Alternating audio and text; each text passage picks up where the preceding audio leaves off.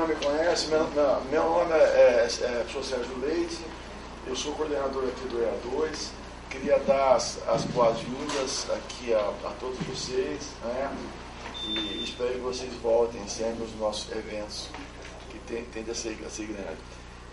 Só queria relembrar o seguinte: a partir desse semestre, a gente que eu digo o EA2 e o GTE, aqui na pessoa do professor Valente, a gente fez uma aproximação que eu acho extremamente saudável, e dessa aproximação surgiu uma proposta, é quase que um projeto da realização já a partir desse ano e do ano que vem, de eventos mensais em que nós pudéssemos estar convidando professores da Unicamp que estão desenvolvendo propostas avançadas do ponto de vista pedagógico, portanto, o trabalho será de aula.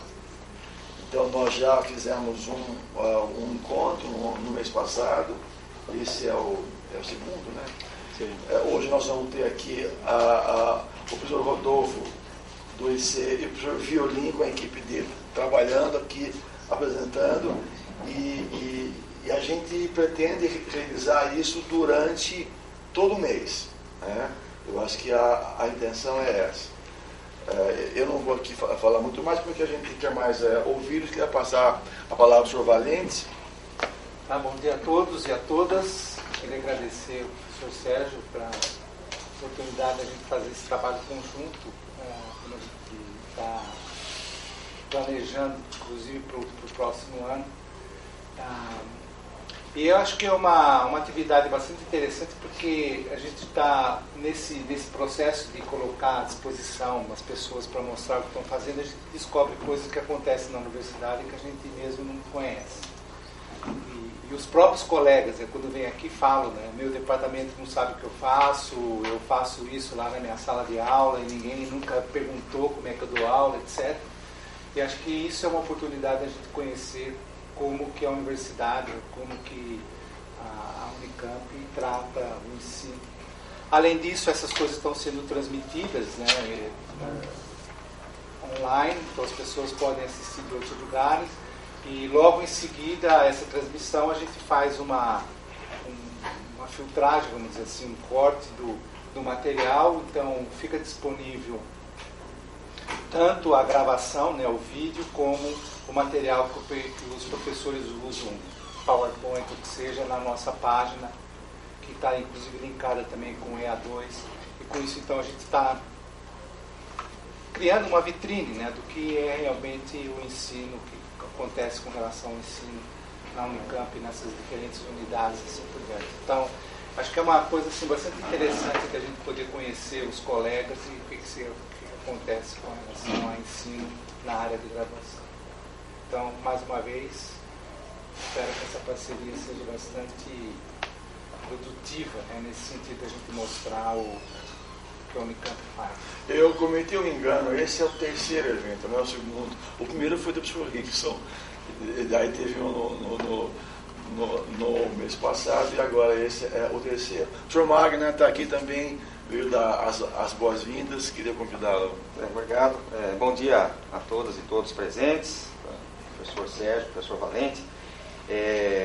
Eu fiz questão de estar presente, agradecendo o convite do professor Sérgio e do professor Valente para dar esse bom dia a todos vocês e as boas-vindas. Agradecer ao professor Rodolfo do IC, o professor Violim, que eu não conhecia pessoalmente, tive o prazer de conhecer há pouco, e extensivo às pessoas que têm trabalhado com vocês.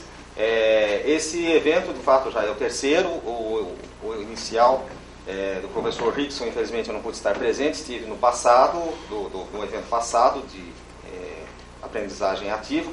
É mais um dos esforços que vem sendo capitaneado pelo EA2 no sentido de integrar e agregar as competências que, como muito bem ressaltou o professor Valente, nós desconhecemos e que já existem na nossa universidade de maneira esporádica, e o que faz com que esses esforços, que são extremamente relevantes para alavancar uma melhoria significativa na qualidade do ensino, e como sempre lembra o professor Sérgio, né, no frone que isso acontece, isto é, em sala de aula, nós, por desconhecimento, perdemos a oportunidade de disseminá-los e, consequentemente, motivar mais pessoas para que estejam continuamente se atualizando, não só do ponto de vista das práticas pedagógicas, como também das ferramentas que vêm em auxílio, né, a essa modernidade e a essa integração no mundo cada vez mais globalizado. De tal forma que a minha participação aqui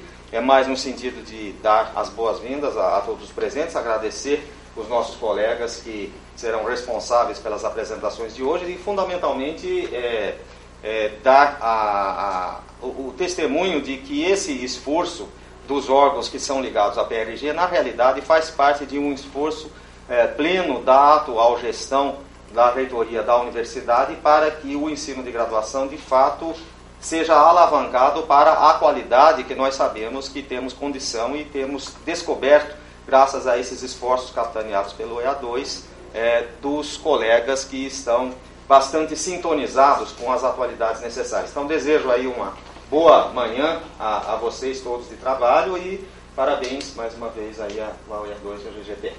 Obrigado. Então, vamos, sem mais delongas, o Rodolfo que começa. Então, ainda vou passar para o senhor Rodolfo e aí ele, portanto, já assume aí o comando. Obrigado. Bom dia. Você fala um bom dia, como é que fica a sala de aula, né? É a mesma coisa que vocês vieram falar aqui? Ninguém responde nunca, né? Vamos fazer o seguinte, então vamos começar um pouquinho diferente. Quantas pessoas vocês conhecem nessa sala? Quem conhece aqui 3 pessoas da sala, além de as pessoas que estavam aqui na frente que se auto-apresentaram? Quem conhece 5 pessoas aqui? Quem conhece 18 pessoas aqui? Ninguém, né? Então vamos fazer o seguinte, tarefa para vocês têm 3 minutos para levantar, conhecer 3 pessoas que vocês não conhecem, saber o nome delas e alguma coisa interessante que aconteceu na vida dessa pessoa na última semana. Para quem já viu palestra minha, sabe que eu sempre pergunto isso. Então, levantem, fiquem em pé, conheçam 3 pessoas diferentes. Como é que você se apresenta? Você sabe se apresentar? Então vamos lá. Tem que ser pessoas que você não conhece.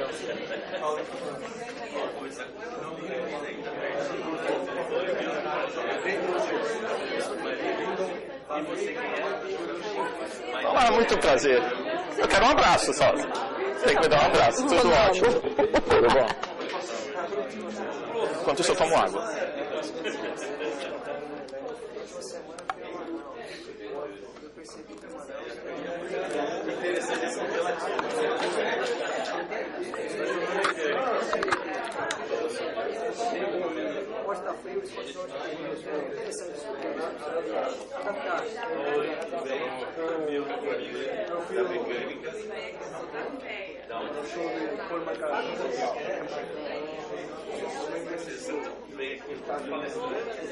Seu nome? Hein? Diego. E o seu nome?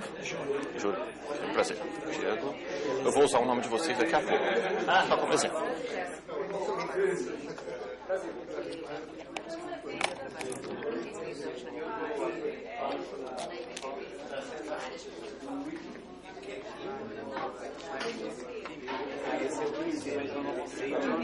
Seu nome? Mainara. Mainara, um prazer. Mainara, eu sou Rodolfo. Eu estou perguntando pessoas novas.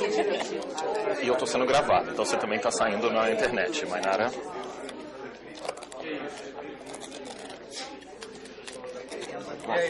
Tudo bom? Você gosta de complicar? Tem que complicar, tem que fazer o pessoal levantar, não falaram bom dia pra mim? Bom dia, seu nome? Renata. Opa. Seu nome? Pablo. Pablo, ok. Seu? Nelson. Nelson, ok. Obrigado. Bom, pessoal, falaram, conheceram 3 pessoas. Agora eles não querem voltar, né? Vamos lá? Gostaram disso, né?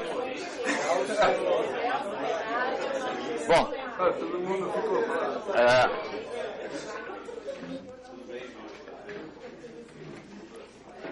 bom dia. Melhorou o bom dia. Agora vamos fazer uma conta bem simples. Quanto tempo eu dei para vocês? Eu falei 3 minutos. Vocês acham que eu dei 3 minutos para vocês? Dei mais? Menos. Menos. Certo. 1 minuto e 53 segundos quando eu bati palma, certo? Mas, obviamente... Mas uma pergunta interessante, vocês conseguiram saber o nome de 3 pessoas? Mainara, Mainara, cadê a Mainara? Isso. Quem foram as 3 pessoas que você conheceu? Conheci o Pablo. O Pablo. Milton. O Milton e mais quem? A mulher da PTV, calma. A Cristina. Aham. Pablo, você conheceu 3 pessoas? Conheci. Quem são? Só aponta, não precisa lembrar o nome. Eu sei. Então aponta. Ok. Vamos fazer uma pergunta. Não, para que serve crachá? Né? Crachá é legal, ajuda bastante. Mas agora nós descobrimos os nomes de 3 pessoas em 2 minutos, ok? E se eu desse para vocês 2 horas para vocês lembrarem o nome dessas 3 pessoas, vocês lembrariam? Meta para vocês vocês sabem o rosto dessas pessoas. Então, até hoje, 12:30, vocês têm que chamar essa pessoa pelo nome, pelo menos umas 3 ou 4 vezes. Não tem problema se você esquecer o nome. Como é que era o seu nome mesmo? O Rodolfo pediu para eu lembrar o seu nome. Então, você precisa lembrar o nome dessas 3 pessoas até o final. Para quem não lembra o nome das pessoas ou não conseguiu 3 pessoas, você vai ter que encontrar mais, montar 3 pessoas até 12:30, chamar essas 3 pessoas pelo menos umas 5 vezes pelo nome. É uma tarefa difícil? É uma tarefa difícil? Se você fizer isso até 12:30, você acredita que semana que vem você vai lembrar o nome dessa pessoa? Não? E se você encontrar com essa pessoa mais uma outra vez ou 2 vezes até sexta que vem, e você continuar tentando interagir com essas pessoas, você vai lembrar? E se você continuar mais ainda, por 4 meses para essas pessoas, você vai conseguir lembrar o nome dessas 3? Eu posso dificultar um pouquinho a tarefa para vocês, já que eu vou dar 4 meses para vocês? Posso? Então vamos aumentar um pouquinho mais, vamos dificultar um pouquinho mais. O Rickson não pode responder essa pergunta, ele é o único que não pode aqui. Ele já deve saber a resposta, então... E se eu colocar mais 3 pessoas semana que vem para vocês? Vamos supor que a gente vai se encontrar semana que vem e eu peço mais 3. Além desses 3, mais 3. Na outra semana, mais 3. No máximo tem que ter 7 nomes. No máximo 7? Não, depois mais 3. Depois mais 3. Mais 3, mais 3, mais 3, mais 3, mais 3. Durante 15 semanas. 3, 3, 3, 3, 3. Mas vai continuar se encontrando com tudo? Com todos, toda semana. Você vai encontrar com eles várias vezes, inclusive. Olha que legal. Olha que legal. A gente junta, toda semana aqui a gente se junta aqui, vamos pensar nisso. A gente se junta, por exemplo, 2 vezes por semana, certo? E você tem que encontrar mais 3 pessoas novas. Olha que... Será que fica tão difícil? Se você se junta 2 vezes por semana com essas pessoas, eu vou diminuir. Ao invés de fazer 3 durante a semana, vamos botar assim, 2 por encontro, 1 por encontro, certo? Se você fizer 1 por encontro, durante esse monte de semanas, você vai lembrar o nome de 30 pessoas. Se você fizer 2 por encontro, você lembra o nome de 60 pessoas. Se você conversa ou reconhece 60 pessoas. Qual o tamanho da turma que vocês dão aula? Por quanto tempo vocês dão aula para essas pessoas? Quantos alunos vocês sabem o nome? No fim do semestre eu consigo lembrar o nome de todos, mas... Exatamente. Depois acabou o semestre e não lembro o nome. Mas você consegue interagir com eles em sala de aula, pelo nome. E essa é uma meta, na realidade. Isso aí foi uma meta que eu coloquei para mim em 2012, no início de 2012. Eu cheguei na sala de aula e falei, olha, eu não lembro, não conheço quase nenhum de vocês, eu conheço vários pelos nomes, mas nem todos eu conheço aqui, alguns eu conheço, e eu quero decorar o nome de todos vocês vão me ajudar. E para cada dia eu tirava, como eu falava para ele, eu tirava 2 ou 3, entre aspas, voluntários, certo?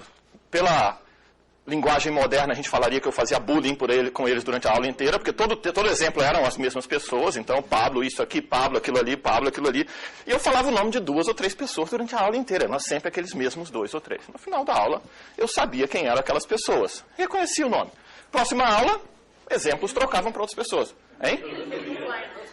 Ele fugia? Não, é muito engraçado que teve uma aula que eu gastei meia hora. Por que eu falei que o Rickson não vale? Porque ele dá aula para 160, aí já começa a complicar um pouquinho, mas já teve uma aula que eu fiquei chamando Fernando, de repente, professor, Fernando sou eu. Falei, ok, Fernando, não Fernando, já que ele não quis falar qual era o nome dele para mim.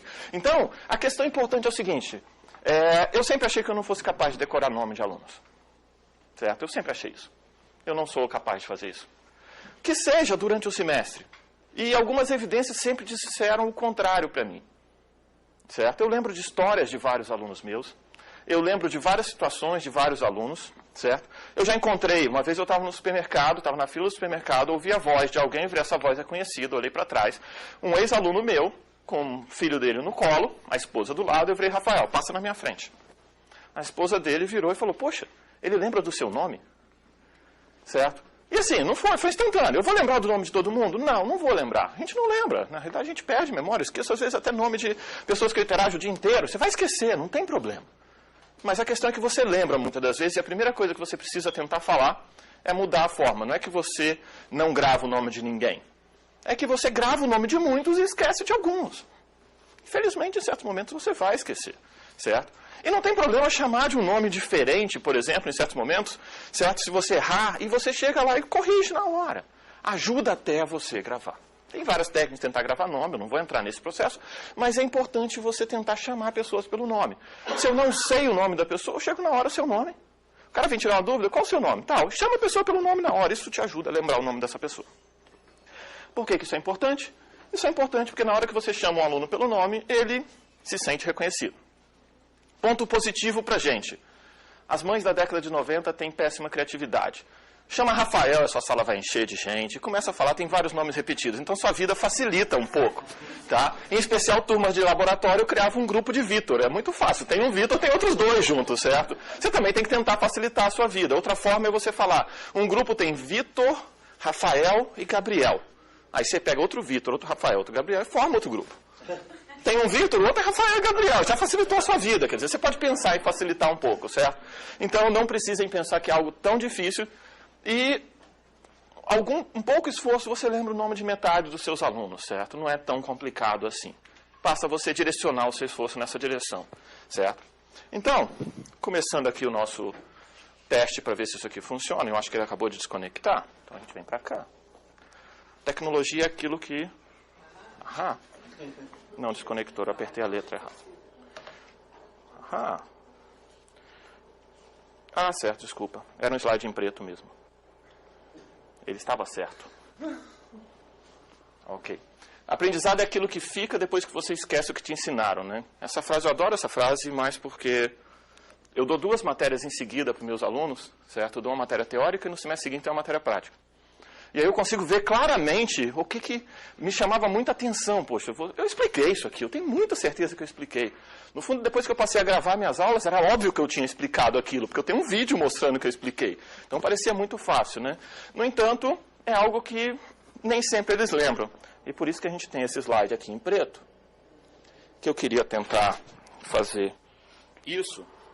Eu não vou passar um trechinho de um vídeo pequeno, certo? Eu vou passar só um pequeno pedaço dele e vocês são recomendados a tentar assistir o resto. Ele se chama 5 Minutes University e eu espero que o áudio... But I never liked the school too much, to tell the truth. I find the education, I think it don't matter where you go to school. Italy, America, Brazil, it's all the same. It's all just a memorization. And it don't matter how long you can remember anything, just so you can parrot it back for the test. And I got this idea for a school I would like to start. Something called the 5-Minute University. And the idea is that in 5 minutes, you learn what the average college graduate remembers 5 years after he or she's out of school.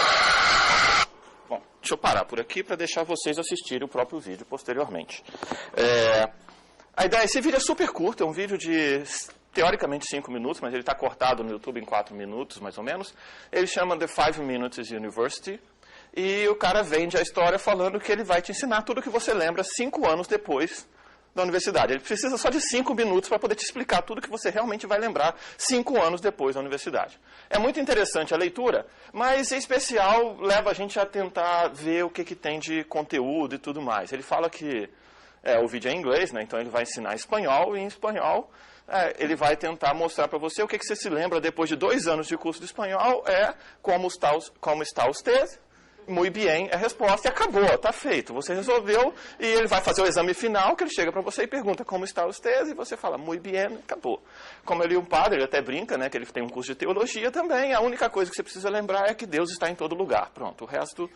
E aí cada uma das coisas ele vai mostrando e vai tentando fazer essa ligação com várias áreas. É interessante que a gente eu já participei de várias discussões sobre reforma curricular e a única coisa que a gente gosta de fazer é vamos incluir mais material, mais material, mais material. Vamos cumprir o programa, vamos fazer essas coisas todas. O que o aluno vai aprender? Bom, a gente exige 50% ou melhor. A gente tenta exigir 50% e as coisas vão ficando mais complicadas. E por que a gente tem que tentar repensar isso? Eu vou fugir um pouquinho da direção e mostrar o título de um artigo. Esse título, esse aqui fizeram um artigo que era um sensor do pulso das pessoas e que eles tentavam medir uma correlação de atividade aqui, através desses dois sensores aqui, eles tentavam medir o nível de atividade cerebral, correlacionar o sensor que ele estava medindo aqui com a atividade cerebral das pessoas. E, normalmente, você só consegue fazer isso botando um monte de coisa na cabeça das pessoas, e, obviamente, uma pessoa que tem aquele monte de sensor na cabeça não vai andar no dia a dia de forma razoável, vamos pensar assim. Então, quando eles colocaram isso no pulso, eles pegaram vários alunos do MIT e deixaram os alunos andar pelo campus durante uma semana. E aí eles pegaram os gráficos de atividade cerebral dele durante várias coisas que eles faziam durante uma semana. O que vocês acham que aconteceu? Aqui está. Então, só relembrando, o sensor é isso aqui, né? E aí eles tinham 7 dias seguidos, começando às 4 da tarde e indo até às 3 do dia seguinte. Inclusive, a hora é interessante que eles inverteram um pouco. E aí nós temos várias coisas legais aqui. Por exemplo, TV. Olha só a atividade cerebral durante o momento que você está assistindo TV, né? Muito interessante, né? Quando você está dormindo, ó, tem uns picos aqui, TV e dormir. TV você descansa mais do que dormir. Lembre-se disso, tá? Ok? Dormir de novo, estudando. Olha que legal aqui, ó. Estudando. Mas aí, chama atenção algumas coisas interessantes. Aula, certo? Aula, certo? Vamos comparar esse aqui, ó, com TV, olha. É mais ou menos isso, certo? Então, é uma das coisas que eu gosto de usar bastante como motivação. A sua atividade cerebral sentado naquela sala, a meia luz, assim, passando alguma coisa, quase uma TV, né? Ao vivo, mas quase uma TV, certo? Por outro lado, fazendo exercício, atividades de laboratório, está vendo? Olha, atividades de laboratório, exercícios, olha, vocês fazem bastante coisas. Lembra o ânimo de vocês quando vocês chegaram aqui? Eu falei bom dia. 2 pessoas me responderam. Vê se pode, né? E aí, vamos pular mais um pouquinho, um outro slide.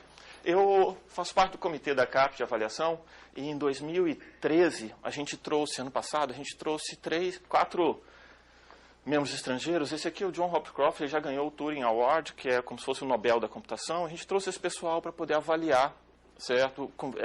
Ver apresentações dos nossos programas nota 5, 6 e 7 da CAPES, e um foco muito em pesquisa. E eles montaram todo um monte de coisa lá, e no final tinha um documento interessante, está na CAPES, disponível lá, com recomendações. A terceira recomendação dele era Excellence in Teaching.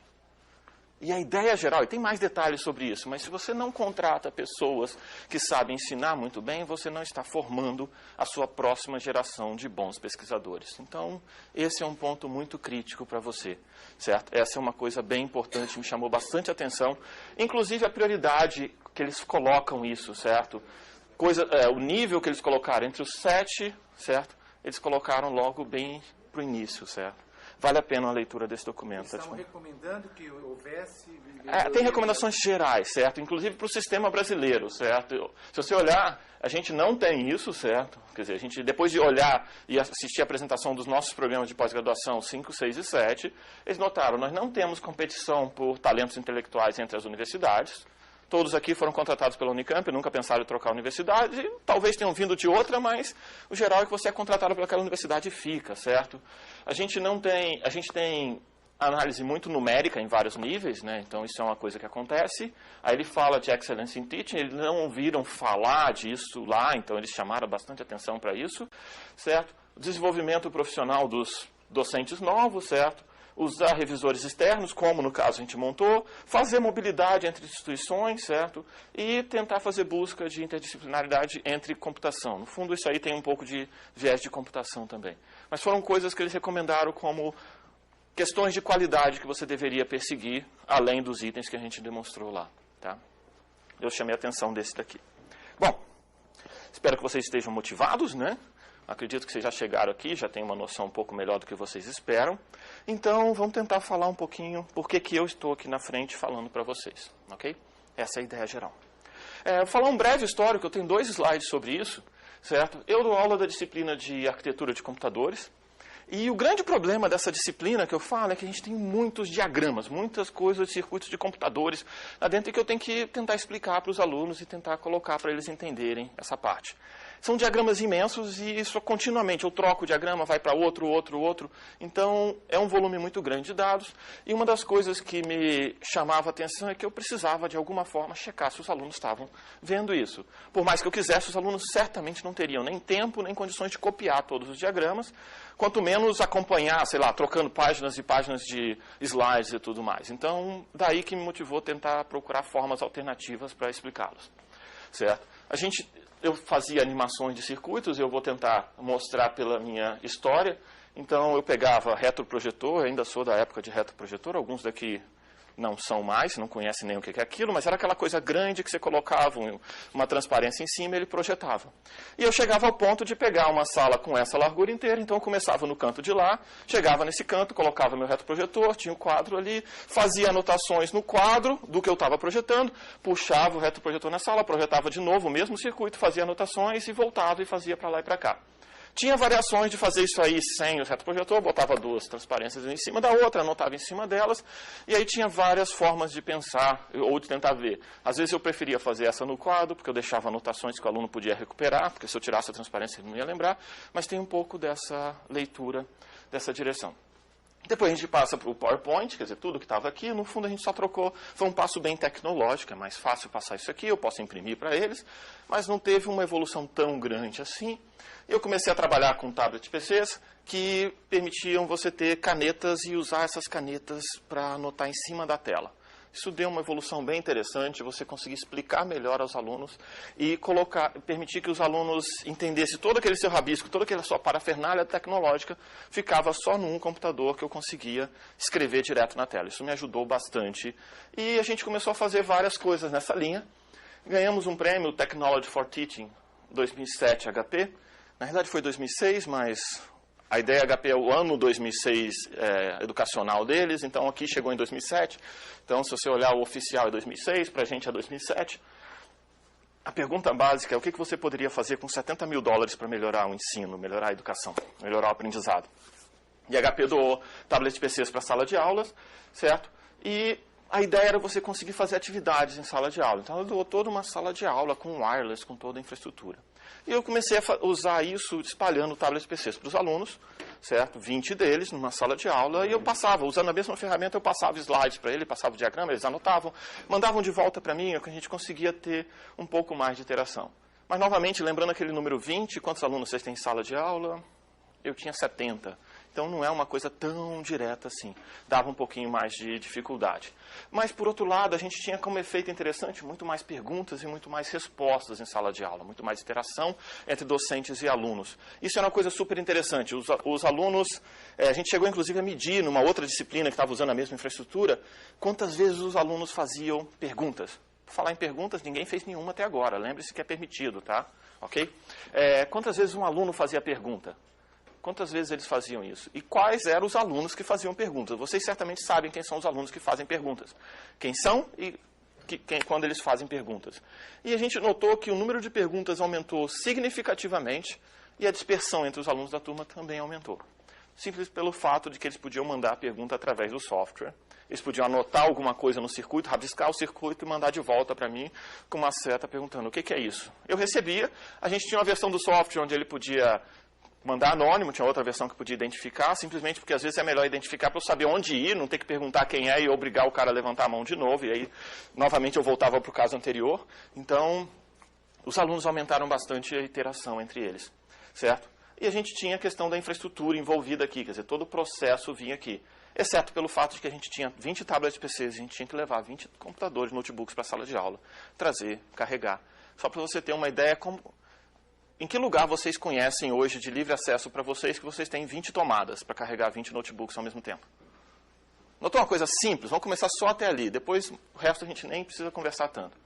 E a gente migrou dessa parte, então, certo? Por causa justamente desse problema de infraestrutura e salas de aula, a gente migrou para outro modelo de gravação de aulas. Para quem já viu, eu já dei outra palestra sobre gravação de aula. Aqui eu só vou tentar dar a visão geral. Hoje em dia a gente tem mais de 1.400 aulas da Unicamp gravadas, com mais de 4.000 alunos registrados já tendo assistido alguma aula de lá. Certo? E uma coisa interessante é que parte dessas aulas gravadas ainda são vistas mesmo sendo de X anos atrás. Certo? Essa semana eu estava conversando com um professor, que a gente está mudando o servidor, eu estava pedindo autorização dele para trocar o servidor de vídeo, mudar de lugar. Ele falou, não, mas essa aula, eu falei, não, sua aula ainda é vista. E ele gravou a aula em 2009. Então, nós temos aulas antigas que ainda são visualizadas para tirar dúvida pelos alunos. Posteriormente, teve uma questão de clickers. Clickers foi uma coisa muito legal. O Rickson acho que pode explicar até um pouco melhor os problemas de logística de clickers que nós temos aqui. Da primeira vez, eu tinha os clickers na minha sala, eu colocava uma maleta do lado direito, uma do lado esquerdo, mais todo o meu material de aula, chegava em sala, distribuía os clickers e voltava os clickers. Quer dizer, a logística atrapalhava muito mais do que o próprio processo. Certo? O clicker é aquele dispositivozinho pequenininho que você pode fazer pergunta aos alunos, eles respondem ali e você tem por software, você consegue coletar a resposta. Certo? Dá um trabalho bem maior você preparar perguntas interessantes, não vá pensar que A, B, C, D, é só você fazer uma delas ser a correta e qualquer coisa absurda nas outras, isso não te ajuda tanto.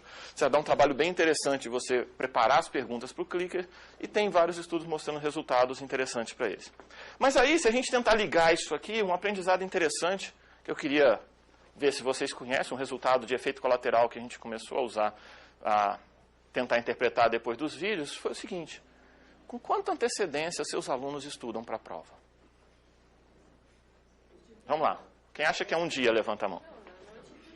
Na noite, ok. Quem acha que são 2 dias? Quem não viu meus slides não pode responder. Quem acha que são 2 dias? Quem acha que são 3 dias? Bom, eu tenho um servidor de vídeo. O que eles vão fazer com o servidor de vídeo?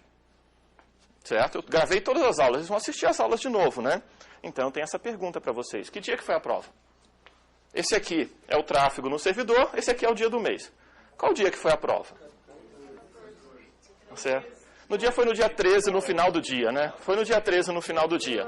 Mas primeira coisa que todo mundo achava que era de véspera. Não é de véspera, são 3 dias antes, olha, parece uma coisa melhor.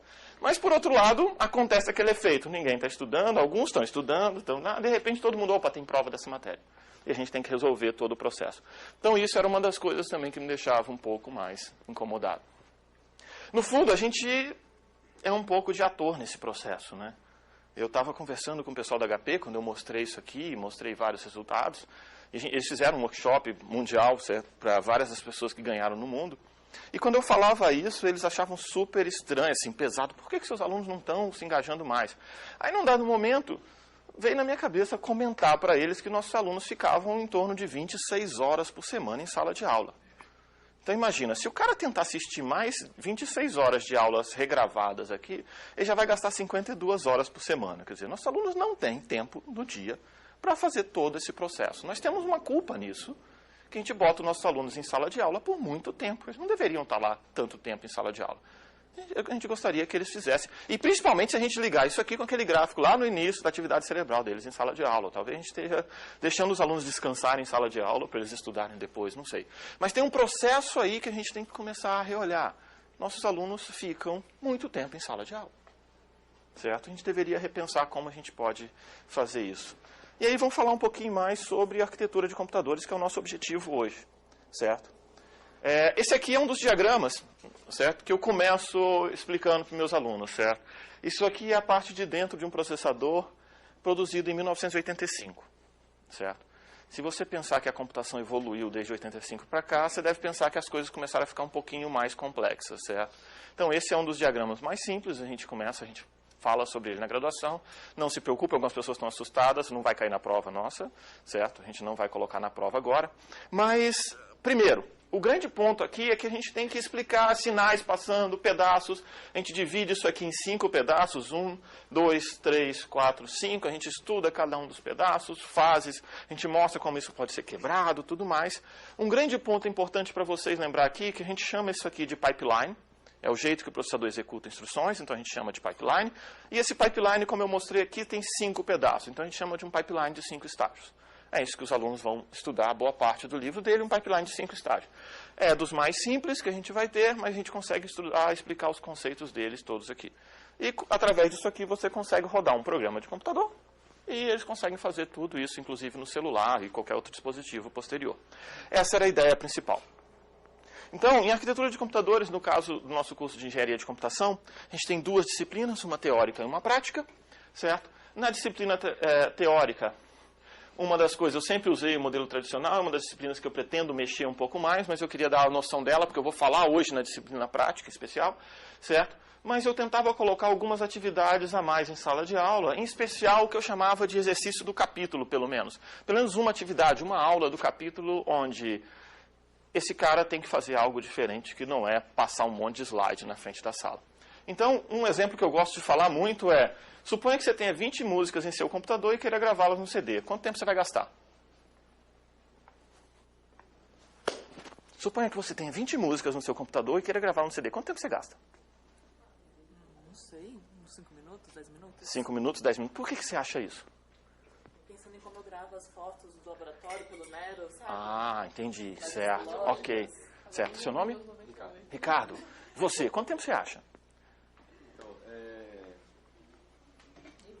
Depende.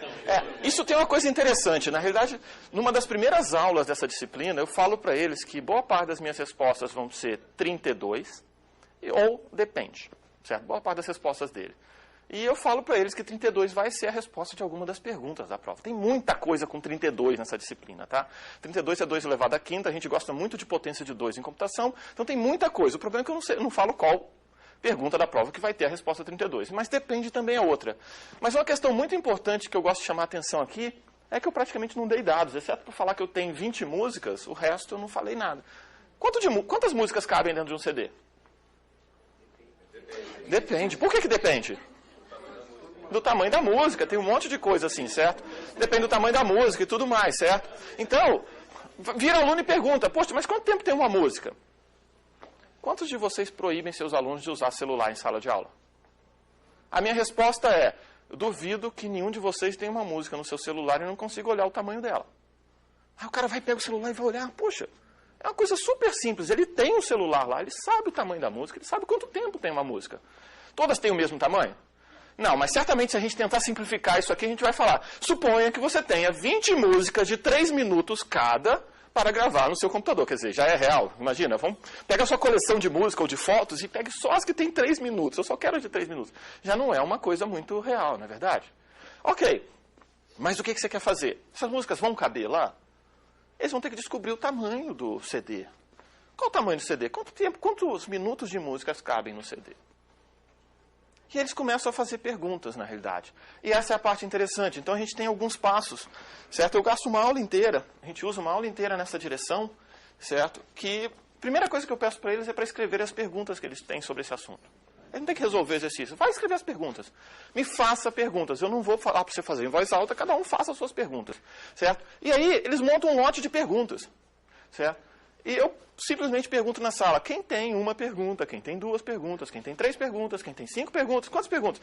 E eu tento montar um histograma, certo? Normalmente vai algo entre 3 e 11, certo? E por incrível que pareça, acontece de 3 a 11. Quer dizer, tem gente que quase não quer fazer perguntas sobre o assunto e outros querem fazer 11 perguntas. Aí eu viro para eles, conversa com a pessoa que está do lado, certo? Consolida as perguntas. Se você tem resposta para a pergunta dele, responde, isso não é mais uma pergunta, certo?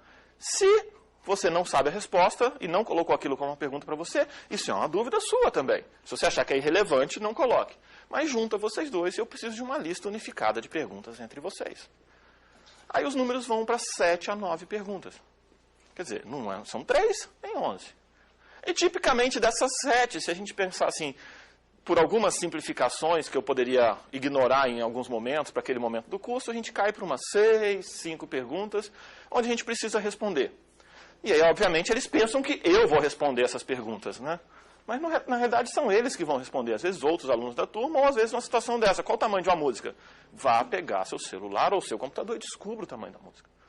Certo? É muito direto, eles vão ter que fazer isso. E eles vão tentar responder, resolver o exercício. Certo? Agora, para quem gosta de botar aluno para fazer conta, se você não deu os dados para eles, as contas vão dar respostas diferentes. Então, agora, o nosso grande problema é tentar ver se eles fizeram respostas corretas para aquela atividade. Quer dizer, 20 músicas de que tamanho? Vai gastar tempo diferente. Se as músicas forem músicas de 7 minutos ou músicas de 3 minutos, você vai gastar mais tempo ou menos tempo. Mas o interessante aí é que é o processo. Aí os caras viram e falam, poxa, professor, mas hoje em dia ninguém mais ouve e grava música em CD, né? Isso é coisa muito antiga. Aí eu viro para eles e falo, o que você faz para gravar uma música no CD? Você pega ela do disco do seu computador, não é? Traz para a memória do seu computador, converte para alguma coisa e manda ela para algum outro lugar, que é o seu CD. Certo? Bom, quando você abre uma página web, uma página da internet, o que você faz? Você pega alguma coisa que está no disco do servidor de internet, traz para a memória do seu computador, processa aquilo ali de alguma forma e manda para algum outro lugar, que coincidentemente é uma placa de rede, que vai para algum lugar no mundo e vai parar na tela da outra pessoa. Então o que você está aprendendo aqui, na realidade, é que você tem que transferir informação de um lugar para o outro. Agora a gente pode fazer uma outra variação desse, mudando para um servidor web, ou mudando para várias outras coisas nesse sentido. Certo? E o importante aqui é você saber que os dados têm que sair de um lugar, um certo volume de dados, vai passar por alguma coisa, vai ter que fazer processamento, vai ter que fazer várias das coisas nessa direção. E isso aqui, a gente usa mais ou menos uma aula, e o ponto interessante é que, se você for pegar mesmo o livro, o material didático, você vê que as pessoas sempre focam em fazer as contas, e não necessariamente entender todo o processo que estava acontecendo lá. Certo?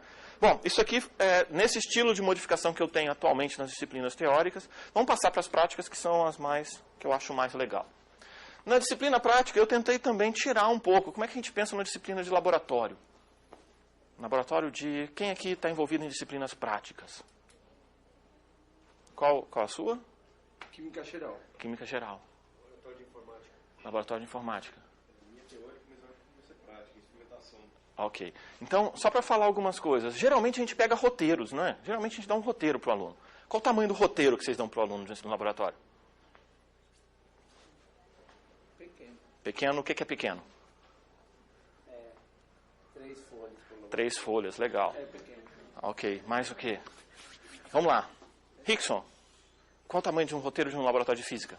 Em geral, 1, 2 folhas, ok. Certo? E aí nós temos uma coisa interessante, eu gosto de brincar com meus alunos, eu brinco com... Suponha que você quisesse descobrir gravidade, né? Você vai explicar ao aluno gravidade. A ideia geral para eles é, senta debaixo de um pé de maçã, com o cronômetro na mão, certo? Olha para cima para a maçã, quando ela cair da árvore, você aperta o botão, quando ela bater na sua cabeça, você aperta de novo, certo? Usa aquele número, aplica a equação B e tem a resposta do seu laboratório, certo? Eu estou tentando trazer esse que eu acho que é mais próximo para você, mas eu vou mostrar um em computação que a gente faz, é mais ou menos isso, tá? Certo? Muda um pouco o ambiente, mas é mais ou menos isso. Qual o problema dali? Certo? Tem uma coisa muito interessante em termos de infraestrutura. Primeiro, você quer ensinar uma metodologia, o cara tem que saber uma metodologia, tudo bem. Mas, por outro lado, você não deixou nenhum tipo de liberdade para ele. Então, a primeira coisa que eu queria falar é que a gente começou a trabalhar com a disciplina em aprendizado baseado em projetos, 3 projetos no semestre, 5 aulas para cada um dos projetos. E eu tentei quebrar, então, 3 projetos, 5 aulas. Os grupos foram formados aleatoriamente por mim. Quantos alunos seus vão trabalhar numa empresa onde, ao chegar, eles escolhem com quem eles vão trabalhar? Né? Então a gente puxa de volta. E uma característica interessante de você formar grupos aleatoriamente é que você pega alunos que fizeram essa disciplina com professores diferentes. Eles têm visões diferentes sobre o mesmo assunto. O que é muito legal entre eles. Eles conhecem, lembra que vocês conheceram pessoas diferentes aqui? É legal, você quer conhecer gente diferente. Então eu induzia isso aqui, certo? E eu mudei os roteiros para uma descrição de bem mais alto nível dos objetivos. Eu tenho 2 slides mostrando como era e como passou a ser. Na aula 1, eu dou 4 horas para o aluno fazer o roteiro do experimento. Eu não dou o roteiro mais para ele. Eu falo, você está aqui por 5 aulas para fazer isso. Acabou. Eles não têm roteiro. Eles vão ter que montar, eles vão ter 4 horas para montar o roteiro. Certo? Essa é a primeira mudança mais radical que eu acho. Certo? Depois, eu obrigo eles, no caso, como primeiro acompanhamento, na primeira atividade, que 2 semanas depois eles têm que me dar um acompanhamento. A primeira vez que eles vão fazer isso, eles vão se embananar, eu estou lá na sala, eu vou tentar ajudar, mas a primeira vez eu vou mais de perto e eu coloco na aula 3 aqui uma apresentação preliminar. Me fala como é que está indo, o que acontece, porque é a primeira vez que eles fizeram um roteiro, a coisa tem que ser um pouco melhor acompanhada. Depois eu tiro essa aula 3 e no segundo e no terceiro projeto eu já não peço essa 3. Então eles vão ter basicamente aula 1, que eles vão fazer o roteiro, e aula 5, que eles vão fazer uma apresentação do que eles fizeram lá. Eu estou em sala o tempo inteiro, tenho atendimento fora, mas mudou a responsabilidade completamente para eles. Por que você faz o roteiro na aula? Porque eles vão precisar de ajuda e é importante ter um suporte bem mais forte nesse momento. Então, estou eu e o Ped lá. São das aulas mais ativas que eu tenho em sala ali, que eles vão começar a fazer algumas perguntas, tentar rever coisas, certo? Inclusive, eu trouxe... Eles fazem perguntas, eu vou mostrar perguntas que eles fazem, o tipo de coisa. Então, é um dos momentos onde eles vão ter muita atividade. E eles trazem um roteiro para mim, eu faço perguntas sobre o roteiro preliminar que eles têm ali, eu anoto, rabisco aqui, viro, ó, falta você discutir isso, falta... Você tem que... Falta mais coisa, está incompleto, você vai ter algum tipo de problema. Eles voltam e se viram e daqui a pouco até... Começa às 8 da manhã, quando chega meio-dia, eu tenho 15 roteiros diferentes, mas totalmente válidos. É uma coisa bem interessante. Deixa eu te mostrar o que era. Aqui são 4 folhas, que era antes eu tinha especificação de um exercício. 4 folhas, certo? Esses quadradinhos aqui, que está pequeno e ilegível porque não vai caber, certo? Cada quadradinho desse aqui digite isso no computador. Basicamente, abre uma tela e imagina, não é uma coisa tão difícil. Receita que você dava para eles? Anteriormente, eles tinham um pouco disso. E aí eles chegavam aqui, quer dizer, essas 2 primeiras folhas eram digite coisas, certo? Eles chegavam aqui, agora eles têm que fazer alguma coisa. Eles já tinham feito um monte de coisa e ali ficava meio, ok, replica um pouco do que você fez de um lado, do outro, mas era muito mais guiado. E aí, obviamente, tinha um outro efeito aqui, isso aqui é uma tabela, está pequeno propositalmente, certo? É uma tabela onde eu falo, esse aqui é o dígito do seu RA, você vai escolher, de acordo com o dígito do seu RA, você escolhe a configuração que você vai trabalhar. Então a variação era toda feita propositalmente aleatória, porque, sei lá, você está preocupado com cola, está preocupado com outras coisas. Mas se cada um faz um roteiro diferente, eles vão colar de quem? Você vai ficar preocupado com cola? Você vai ficar preocupado que eles aprenderam alguma coisa. Então eu passei para uma coisa um pouquinho diferente. Esse é o roteiro de um projeto, atualmente. Na realidade, aqui a especificação de como ele tem que me entregar, aqui como é que eu vou avaliar, e aqui a data que ele vai me entregar. Então, no fundo, o roteiro é isso aqui. 2 linhas, mais uma decisão de projeto.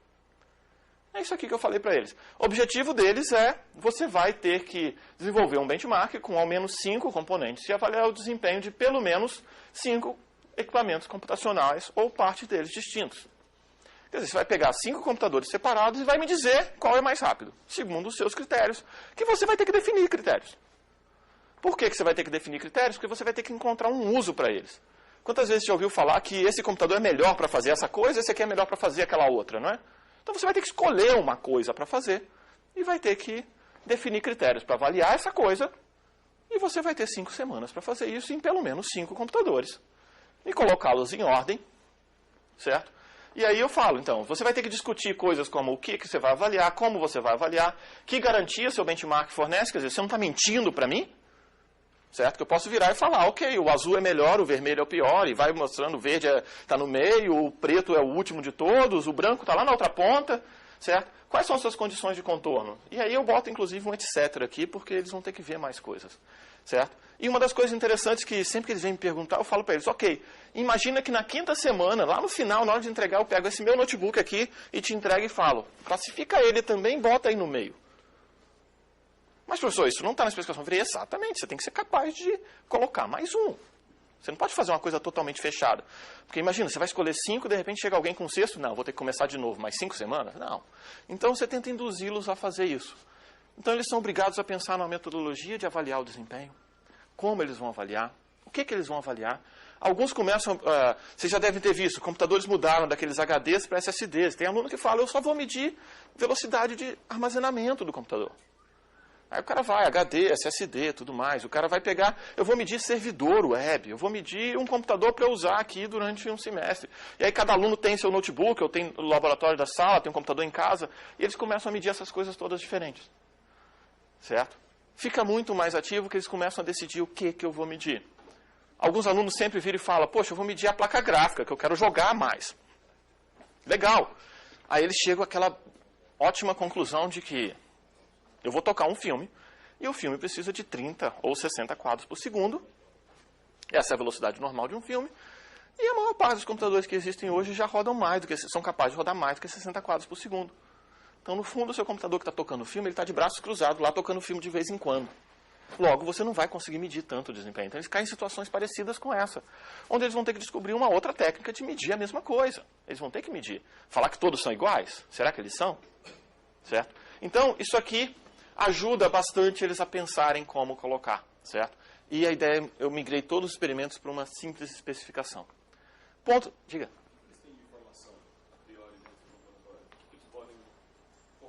Qualquer coisa. Eles têm essa meta aqui, 5 equipamentos. Eles escolhem os equipamentos, eles escolhem as ferramentas, eles podem instalar o software, eles têm que ir realmente completo. Imagina o seguinte, eu falo para eles, imagina que você acabou de ser contratado por uma empresa e eles precisam comprar computadores para fazer alguma coisa. A coisa foi você que decidiu. Então, geralmente, eu tento botar o contexto, certo? Uma das primeiras perguntas que eu faço para eles é, em que lugar que você quer escolher isso aí? Aí ele fala, eu quero fazer um computador para... sei lá, pesquisa científica. Tá bom, então você foi contratado por uma empresa de pesquisa e eles querem que você escolha o computador para isso. Qual é o preço? Isso aqui, essa ideia desse projeto aqui veio de uma outra... Eu fazia na disciplina teórica um projeto final da disciplina que eu falava para eles, suponha que você tem 2 milhões. Que tipo de problema computacional você é capaz de resolver com 2 milhões? Aí vira um e fala, professor, é 2 milhões de reais ou 2 milhões de dólares? Eu falei, é irrelevante para mim, escolha o que você quer e me resolva um problema. Você vai mudar o problema, mas o processo seu que era importante, certo? Então, em uns anos era 2 milhões de reais, outros 2 milhões de dólares. Você tem que resolver isso. O que você faz? Certo? Então, essa é a ideia. O problema é propositalmente aberto. Dá mais trabalho para corrigir? Aparentemente, sim. Mas se você pensar no seu guideline, o objetivo principal era ter 5 equipamentos classificados em ordem de desempenho. O erro mais comum no relatório preliminar deles é que eles não botam em ordem. Eles fazem um monte de medidas e eles não consolidam. E, nitidamente, se você vai fazer 5 medidas em cada um, você acha que o pior deles vai ter a pior 5 medidas, o segundo vai ter a do meio? Não, vai embaralhar ali. Então, eles têm que consolidar medidas. Isso vai acontecer com eles. Então, eles vão chegando em cada uma dessas coisas. Certo?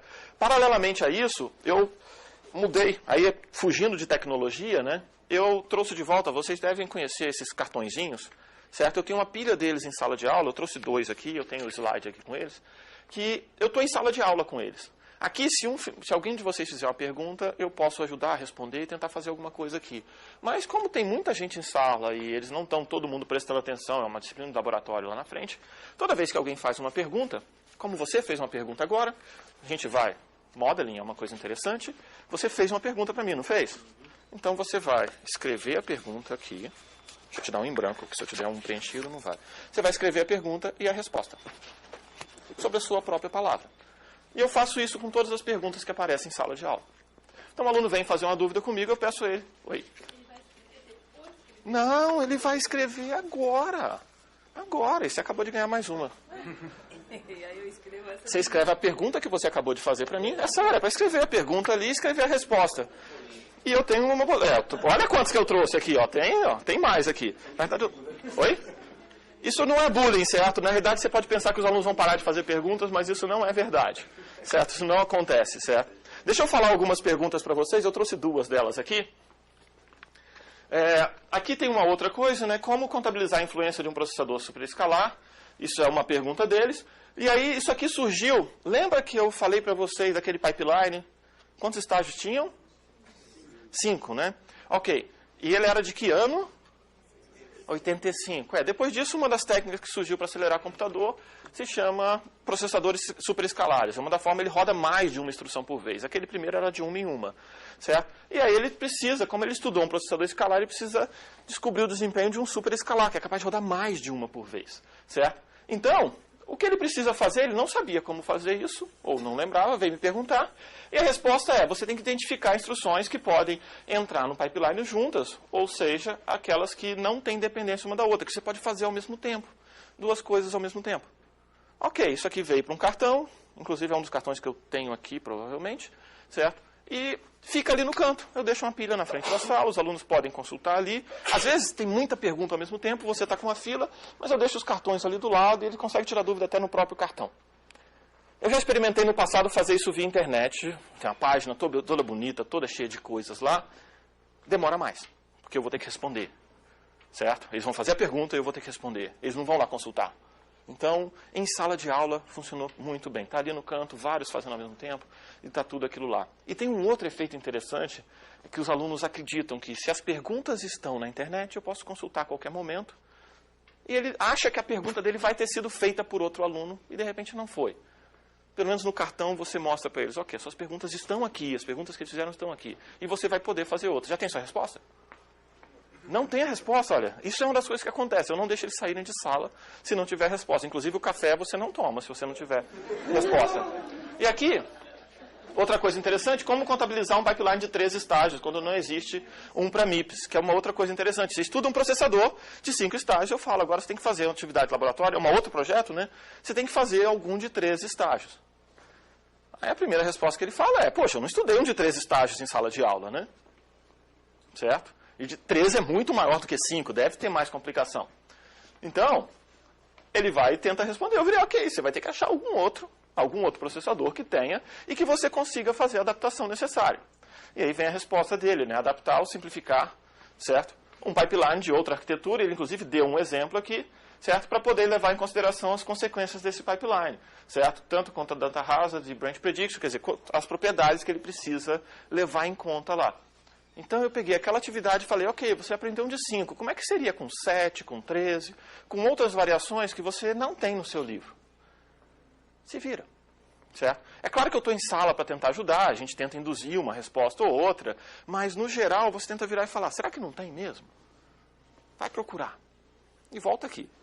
E muitos desses cartõezinhos eu tento fazer um tracking na sala para ver se ele está respondendo. Eu respondi para ele, ele vai escrever com as próprias palavras, certo? Por que isso? Porque às vezes ele traz de volta para mim e eu falo, não, você não entendeu direito. Eu achei que eu te contei, mas você não entendeu direito. Eu não quero que você fique muito tempo fora do caminho. Certo? Então vamos conversar de novo sobre esse assunto. Já viu aquelas vezes que o cara te pergunta um negócio, mas não é aquilo que ele estava querendo saber. Você entendeu aquilo e ele não. Então, na hora que ele escreve a mão ali, na hora que ele traz para você aquilo, você lê a resposta, não era bem isso que a gente estava falando. Vamos conversar mais um pouquinho. Então, esse tipo de coisa você passa a ter um feedback muito mais forte. Essa resposta dele está certa? Qual? Essa resposta que ele escreveu aí está certa? Sim, para cá tá. Suficiente. Certo? Para começar. Quer dizer que você tem nos cartões todas as respostas corretas. Eu tenho as respostas corretas. Mas ele escreveu. Ele escreveu, né? Sim.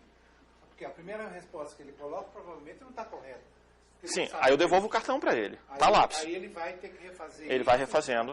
Mas observa isso, mas observa que eu conversei com ele antes dele começar a primeira. Então, às vezes, por exemplo, o que acontece um cenário para cá? Certo? Esse aqui eu não tenho todo o tracking dele. Mas eu falo para ele, você vai ter que adaptar uma outra arquitetura. Então, você precisa encontrar uma outra. Certo? E aí, essa parte aqui, entre parênteses, foi uma delas que ele conseguiu encontrar, foi trabalho dele. Você vai ter que encontrar uma outra. E como é que você adapta? Então, ele começa a trabalhar e algum tempo depois ele volta. Essa passa a ser uma resposta completa? Ah, sim. Você precisa completar um pouquinho mais. Então, eu tenho cartões, aqui eu não coloquei, que tem mais linhas de resposta que ele está complementando. Mas a ideia é que esse cartão fica para os outros na hora que ele está um cartão interessante sobre esse assunto. Certo? E essa é a mais correta que ele consegue fazer, e que você consegue pedir para ele fazer. Naquela janela de tempo, sim. Geralmente tem coisas do tipo reticências, ou começa por aqui, certo? Vai andar até aqui, mas a gente consegue um bom conjunto de respostas bem válidas. Existem alguns casos onde aparecem respostas duplas sobre o mesmo assunto, porque o cenário do aluno é diferente. Então eu deixo fazer uma pergunta e tem a resposta A e tem a resposta B. As duas são válidas, elas são diferentes, mas porque eles estão seguindo caminhos diferentes. Agora, qual que é a razão que isso aí não vai para um FQ lá da internet? O FAQ fica em sala. Isso foi uma coisa que eu já experimentei online, já experimentei em sala. Tem sido mais efetivo em sala. Certo? Eu nunca parei para estudar tanto exatamente esse aspecto, mas em sala, em papel, funciona melhor do que online. Provavelmente porque eu posso fazer bullying e ficar perguntando de novo. Já terminou a sua pergunta? Já? Ah, então presta aqui. Já terminou a sua? Tentei. Aqui, ó. Porque eu posso fazer isso. Na realidade, é uma das coisas que a gente não consegue fazer. Você pode ler a resposta dele e ver se você concorda? Certo? Ou quer passar para alguém que está com óculos já, de repente? Certo? Então, isso é uma das coisas que ajuda bastante, certo?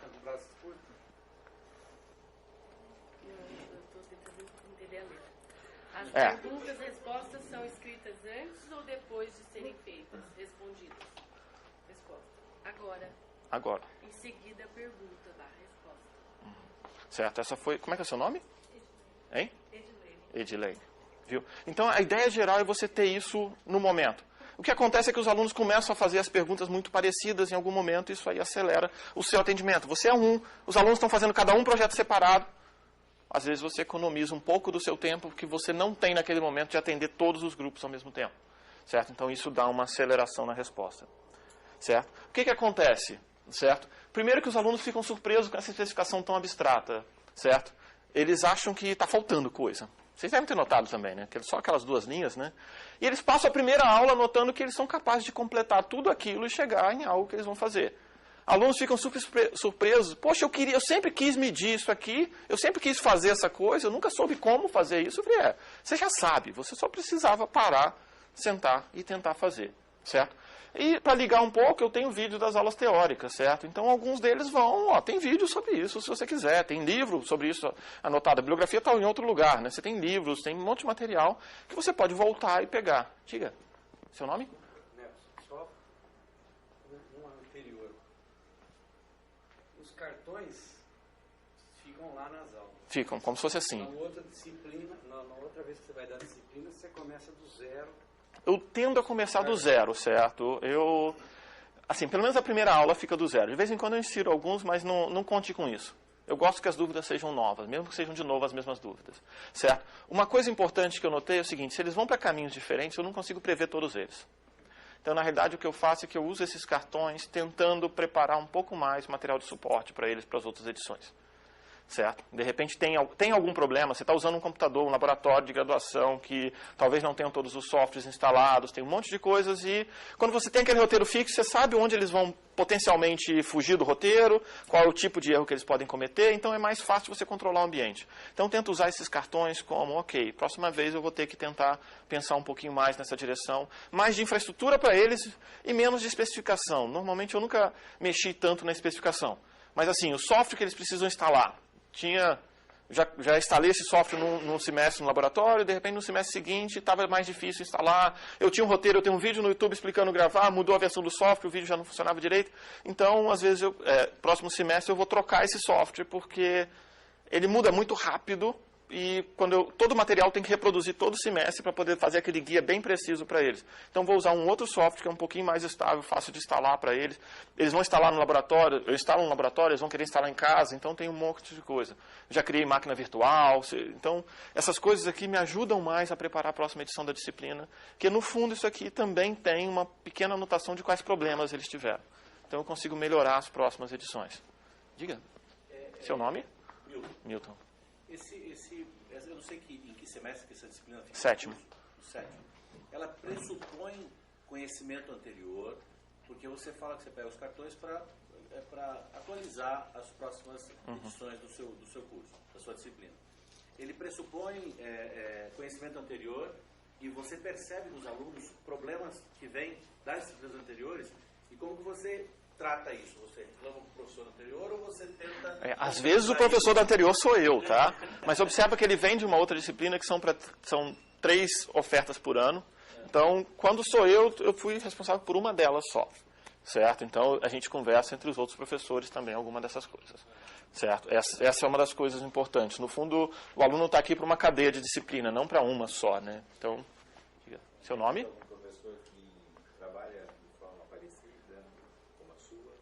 Essa aqui é só uma. A disciplina prática é só uma. Na verdade, são múltiplas turmas fazendo simultaneamente, certo? Então, eu tenho sido responsável por ela desde 2007, eu acredito, exceto 2010, quando eu fui fazer um pós-doc. Então, tem outras variações de outras disciplinas usando técnicas parecidas, essa é a ideia, essa é a resposta. Mas é um pouco do estilo que, o quanto você consegue convencer pessoas a mudar o estilo já ainda é um pouco de problema. E aparentemente depende muito da dinâmica do professor, né? Você Sim. tem uma dinâmica toda. Isso funciona maravilhosamente, né? Não, tem esse efeito, No fundo, é uma das coisas que eu tenho mais para frente para falar. Quer dizer, sou eu, é o estilo, são os alunos que se motivaram, eu consegui cativá-los antes, tem todo o pacote que está ajudando a funcionar. Mas será que é... O que mais? E a impressão que dá é que é cativante. Cartão. É cativante? Então, ótimo, positivo. Certo. Por que eu anoto isso? Por que a gente faz isso? Porque ajuda um pouco, sim. A pessoa tenta recapitular o que ela perguntou. Isso é uma coisa importante, certo? Bom, a infraestrutura de experimentação, então, ainda precisa ser aprimorada, certo? Quando eles fazem variações, isso aqui é o que eu falei. Quando eles fazem variações, de repente eu não tenho toda a oportunidade para eles fazerem aquelas variações. Mas muitas das vezes eu sento no computador com eles, ok, vamos resolver isso. E a gente chega junto, certo? a gente consegue com isso boas atividades para cada projeto. A gente consegue fechar isso. Só para a gente fazer um pequeno fecho, já estão começando a olhar no tempo, já estourei um pouco. Uma coisa interessante é que a gente consegue fazer um retorno rápido para os alunos, porque muito do trabalho eles acabam fazendo ali em sala de aula, eles vão para casa fazendo coisas, mas eu consigo andar pela sala, eu gosto muito de caminhar pela sala inteira, então eu estou olhando a tela de todo mundo, e embora eles fiquem em frente a um computador a aula inteira, são poucos Facebooks abertos ou coisas assim, certo? E a gente consegue pelo menos notar que eles estão fazendo bastante coisa. A gente tem uma questão de suporte na execução das tarefas e atendimento personalizado. Isso aqui começa a aparecer porque agora não tem uma regra geral para todo mundo seguir. Então eles, ok, eu não preciso me preocupar aqui com essa atividade porque hoje à tarde eu converso com meu colega na outra disciplina, na outra aula e ele vai me explicar. Não é tão verdade mais. Ele precisa se preocupar ali porque ele provavelmente está fazendo uma coisa levemente diferente do outro, certo? Eu gosto disso, então eu já mostrei para vocês que vocês devem conseguir decorar 60 nomes no semestre, ou uns 40 pelo menos, ou mais do que 2, certo? Depende de como você olha. Avaliar, no caso, outra coisa importante, isso aqui é algo que eu quero mexer um pouco para frente. Eu quero avaliar os alunos mais pelo cumprimento do objetivo do que exatamente pela atividade. Quer dizer, eles definiram aquele roteiro na primeira aula, isso é uma coisa que eu tento falar. Vocês definiram o roteiro, tiveram 4 horas para isso, mas se vocês precisarem mudar, pode. Não é uma coisa tão crítica. Se você descobrir uma coisa muito mais legal de fazer naquela atividade de tempo, você pode. Então, a nota deles não é 10 se você fez tudo que você planejou. A sua nota é 10 se você fez uma coisa muito legal, que valeria a pena e que demonstrou que você praticou coisas que você deveria praticar naquela disciplina. Certo? Então, ele não é, sei lá, eu não vou dar uma escala de notas em cima daquele roteiro. Eu vou dar uma escala de notas em cima de uma expectativa de aprendizado geral para aquele tema. Certo? Dá um trabalho maior. E apoio institucional, isso é uma outra coisa que merece um pouco mais de informação. Na realidade, eu brinco que o servidor de vídeo está na minha sala, na verdade isso é verdade. Aqueles vídeos estão todos na minha sala. De vez em quando eles caem, certo? O servidor cai, falta energia, a gente tem suporte, mas o suporte não liga aquele computador, e de repente ele não sobe. E foi um aluno de mestrado que defendeu em 2009, já tem uma empresa dele, está em outro lugar. Às vezes está na China mesmo, ele vai vender a coisa dele na China. E sou eu que cuido do servidor de vídeo. Então a gente tem todo um processo ali ao redor que você precisa, ainda não é sistematizado. Carregar clickers, né? Você já contou aquela do auxiliar dos clickers, né? Certo? Que ele pede, às vezes uma pessoa pede demissão, porque o trabalho é meio demais, certo? E só para falar uma outra coisa que eu quero fazer, eu pretendo no próximo semestre mexer um pouco nessas atividades, para usar uma técnica que eu comecei a ler ultimamente, me parece bem interessante para esse tipo de atividade de laboratório. Em inglês chama Jigsaw Learning, eu não sei o nome dela em português, mas a ideia geral é que você cria grupos baseados em pré-requisitos.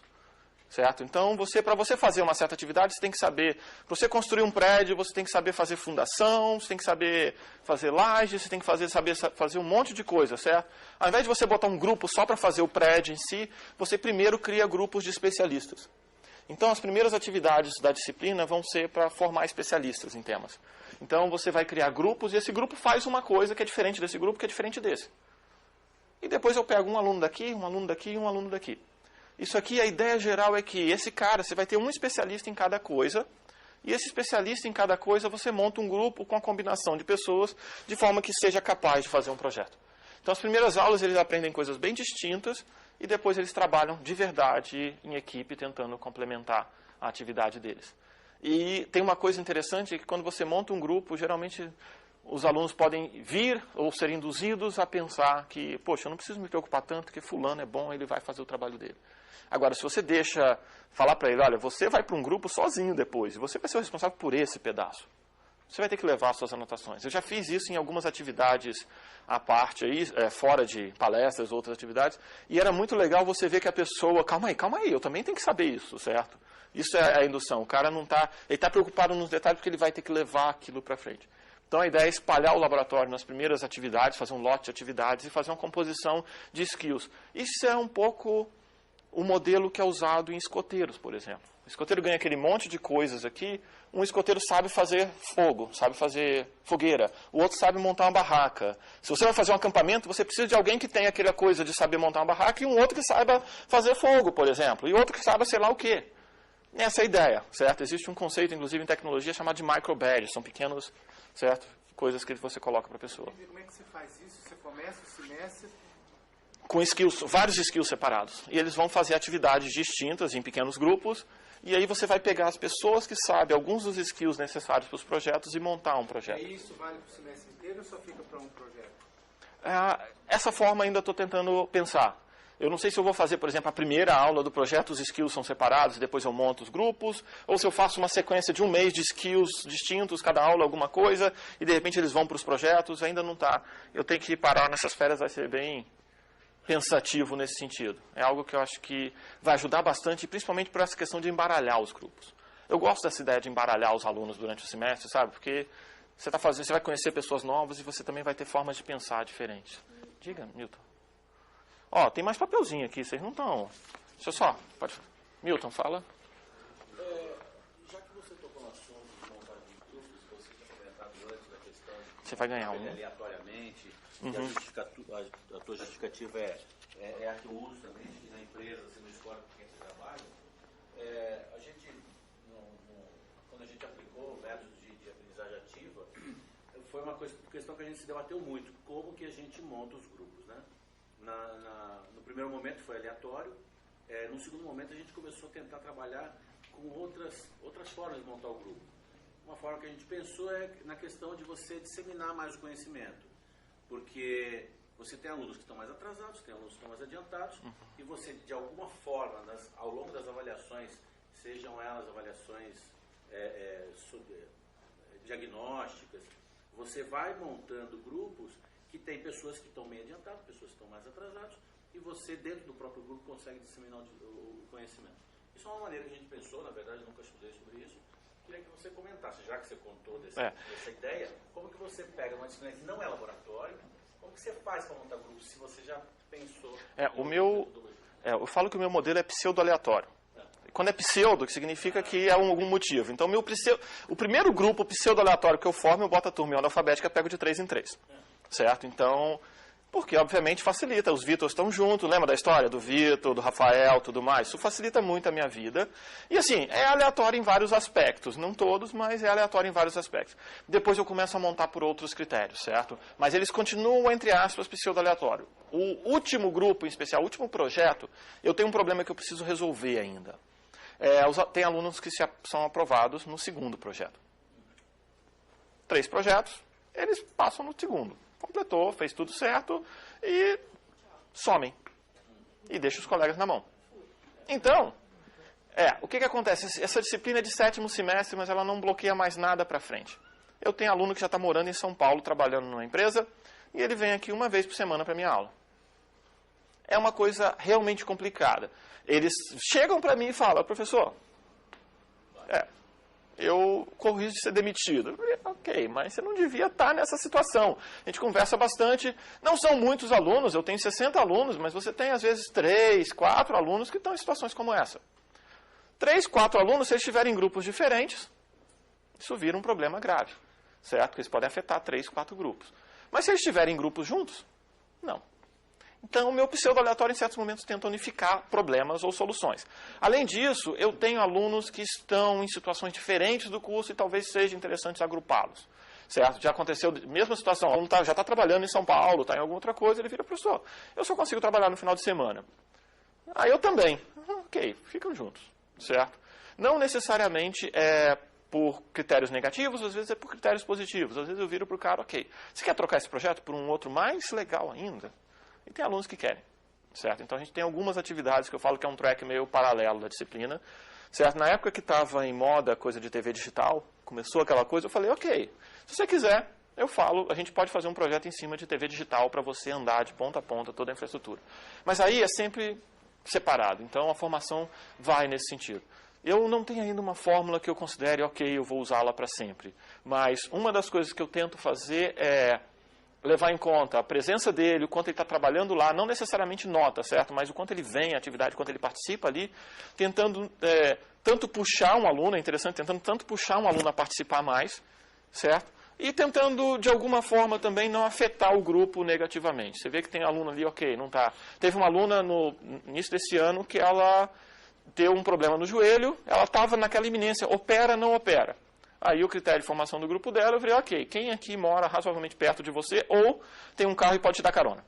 Então, às vezes você tem uma situação ali que você vai usar algo para isso, certo? Ela chegava mancando na sala, certo? Assim, teve uma vez que eu fiquei, que ela, de repente, assim, ela pisou de um jeito, ela virou para falar para mim, estava sentada assim, foi levantar, virou para falar comigo, e ela fez, assim, ai, eu falei, ixi, agora pronto, agora eu tenho que ligar para o SECOM, certo? Então, às vezes você tem problema, certo? Então, o pseudo-aleatório te deixa não ser todo aleatório, assim, resolver essas coisas. Então, acho que essa é a minha sugestão para vocês. Ok? Oi. Você usa celular, WhatsApp com eles para comunicar depois da aula? Não, eu prefiro e-mail. Não, eu prefiro e-mail, certo? Eu prefiro e-mail. Institucional, não institucional? Você usa Teleduc, essas coisas? Não, não uso Teleduc, não uso. Eu tenho restrições a esse tipo de coisa. Eu tenho minha página na internet, certo? Eu nunca, já tentei usar o Teleduc, mudo acho que 2 ou 3 vezes, não funciona. Essa disciplina tem um problema que eu falo que não é um problema, mas que do ponto de vista do Teleduc ela é um imenso problema. São 2 turmas juntas e eles não unem a turma para mim. Ah, mas pode unir. Não, não une. Então, eu falei, ok, eu faço a minha própria coisa. Eu tenho meu servidor, eu tenho meu Moodle, mas eu tenho um principal problema que é o seguinte, sério, uma restrição aí mais filosófica. Nós temos um portal chamado Ensino Aberto e a primeira coisa que ele te pede é uma senha. Certo? Então, é um pouco assim, o que eu faço? Todas as minhas informações são numa página aberta. Exatamente. Funciona o sistema? Funciona. Só que assim, eu deixo tudo na minha página aberta. Eu tenho wiki, eu tenho mais coisas lá. Eu tento fazer isso. A vantagem para mim é que eu posso virar para um aluno, num projeto como esse, e falar assim, olha, esse problema já aconteceu, eu tenho um tutorial sobre isso que eu botei na minha página de disciplina 2 anos antes. Vai lá, tá lá. Eu posso falar isso. Eu tenho vídeos que eu gravei no YouTube, eu reuso, então eu mantenho. Eu tenho todas as páginas das minhas disciplinas desde 2002, que eu entrei na Unicamp. Está lá. E eu, infelizmente, é um problema de infraestrutura da universidade mesmo, certo? O meu nível de confiança é que eu faço os meus backups, eu tenho meus backups e eu não vou perder minhas aulas. Eu não sei se eu tivesse todas essas aulas num Teleduc ou qualquer outra coisa, se essas aulas estariam disponíveis para os meus alunos até hoje. Eu ainda não sei te dizer, certo? É mais esse é meu argumento só, ok? Eu queria deixá-las maior. Tá. E aí você usa, então, você cria um grupo de e-mail? Eles têm e-mail, não, eles mandam e-mail para mim, ou fica à vontade. Eu não tenho tanta restrição. Às vezes eu crio um grupo da disciplina, às vezes eu crio grupos e mantenho o grupo de um semestre para o outro em outras disciplinas. Tem disciplinas que eu mantenho o mesmo grupo. Vocês vão entrar aqui. Tem aluno de um ano anterior que responde dúvida. Não, o Facebook eu não tento usar, certo? Não, assim, simplesmente porque começa a ser muita coisa, você não sabe onde estão os itens, certo? Então é mais... Tem problema? Aluno já tirou dúvida comigo para o Facebook? Não tem problema quanto a isso. Mas é pouco provável que ele vai me mandar um diagrama de um circuito pelo Facebook e com tudo mais. Então, eu tento usar mais e-mail. Respondo e-mail, já respondi. Às vezes eu falo para ele, estou respondendo pelo celular para você não ficar parado, vou te dar uma outra resposta depois. Ok, certo? Mas então você está aberto. Sim, com certeza. O WhatsApp, seu celular... Sim, não, eu respondo pelo celular por e-mail. Eles não sabem o número do meu telefone, vamos dizer assim. Não vou passar esse tipo de coisa. Não necessariamente, quer dizer, se eles souberem me mandar uma mensagem, não é problema. Mas eu não vou colocar número de celular lá e coisas assim. É mais por... Simplesmente, eu acredito que o e-mail seja suficiente para tirar esse tipo de dúvida. Certo? É mais nesse sentido. Hein? Não, é mais... a minha preocupação é mais o seguinte, a cada semestre surge uma nova tecnologia, certo? A gente não precisa da tecnologia em si, a gente precisa de algo, um canal de comunicação. Esse é o ponto. É engraçado que eu tenho um exemplo de 2012, que eu falei, as notas já estão no quadro de notas, no canto da página ali estava escrito quadro de notas. Aí eu recebi na avaliação, o professor deveria botar as notas na internet, ele bota num quadro de notas na porta da sala dele. Eu nunca tive um quadro de notas na porta da minha sala. Era uma questão de nomenclatura ou entendimento. E era um link, quadro de notas era um link. Se ele clicasse lá, ele veria. Então, assim, é interessante algumas coisas que acontecem. Talvez você deva mexer na linguagem. Então, eu tenho uma planilha com notas. Está aqui, está online. Certo? Ele pode ver as notas sem problema. Existem algumas coisas, eu concordo que questão de privacidade e tudo mais, existem coisas aí que talvez devam ser melhor discutidas, mas o princípio lá meu e-mail está aberto, eu tenho na minha própria página, eu falo, está aqui a minha agenda mais atualizada possível. Se você quiser um atendimento por e-mail, manda um e-mail. Se você quiser um atendimento que precisa ser presencial, olha a minha agenda e já sugira 1 ou 2 datas, ou dias e horas que você pode, para evitar que você vá até a minha sala e não me encontre. Mas eu tenho a minha agenda pública. Ela está marcada lá, ocupado, livre, livre, ocupado. Você pode clicar, está na minha página lá, www.iceunicambr/tiorodolfo/agenda.html. Você vai ver minha agenda mais atual possível, certo? Então eu faço isso e eu deixo à disposição. Tem alunos, já respondi alunos uma vez às 3 da manhã de sábado para domingo, certo? Respondi, certo? Não preciso contar para eles que eu estava em outro fuso horário, e para mim isso não era 3 da manhã de sábado para domingo, mas eu respondi, certo? Então esse tipo de coisa pode acontecer, ok? Bom, eu estou estourado no tempo, então só para... A gente depois abre para mais perguntas. Ok, desculpa o atraso.